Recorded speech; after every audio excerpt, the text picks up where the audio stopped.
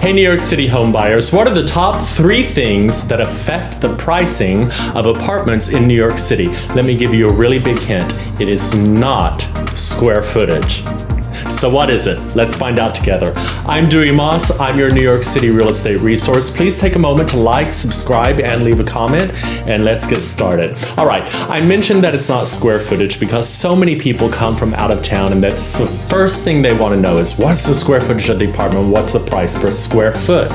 However, square footage is not the most important thing when pricing an apartment in New York City, and in fact, in co-ops, which make up 85% of our entire inventory in New York City, oftentimes we don't even know what the square footage of an apartment is because you're buying shares in a company. You're not actually buying the square footage. So what does that mean in terms of how apartments are priced? What does that mean for you as a buyer, or what does that mean for you as a seller?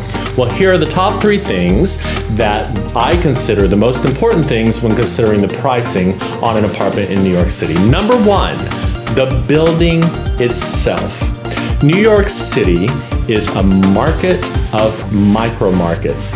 Each building is different, and what's going on with one building may not be happening with the building right beside it. So you really have to hone down into the building and understand what's going on with the market of that particular building, particularly if it is a co-op. Now, a condo does get boiled down a little bit more to just square footage and the price per square foot, but a co-op is a very complicated and nuanced purchase, and therefore the pricing can be complicated and nuanced. So, is it a condo? Is it a co-op?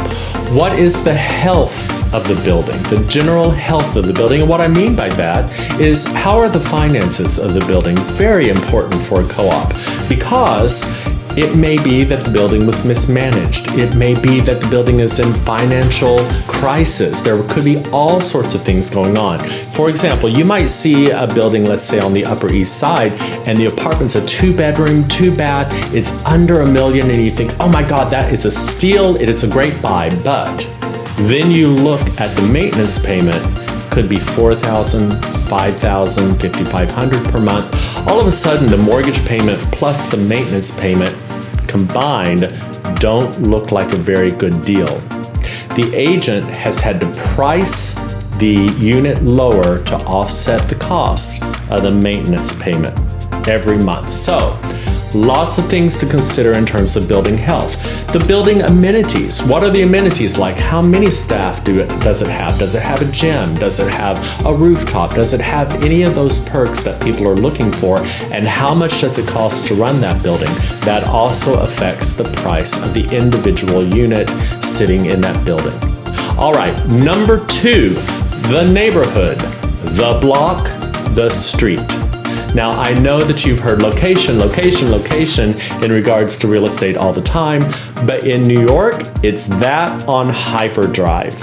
We look at the neighborhood, you can look at the street, and sometimes even the block is going to affect the price of a unit. For example, you might see a 1-bedroom for over $1 million down in the West Village, one of the most popular areas of New York City. That same apartment just a few blocks up in Chelsea is going to be a lower price, possibly a lower price. If you take that same apartment and move it uptown, upper Manhattan, it may be even half the price.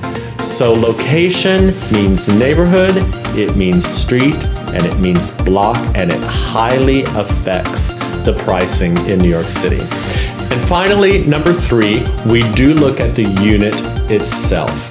And what I mean by that is not necessarily square footage again, but the size of the apartment. Is it a 1-bedroom? Is it a 2-bedroom? Does it have a half bath? Does it have 2 baths?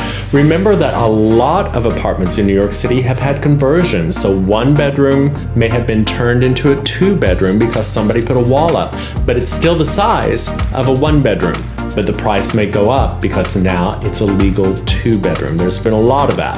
So you have to really look at the different elements of a unit. Have there been any renovations on the unit? Does it have a dishwasher? Are the appliances top notch? Does it have a washer and dryer? How lucky is that if it has a washer and dryer in the unit?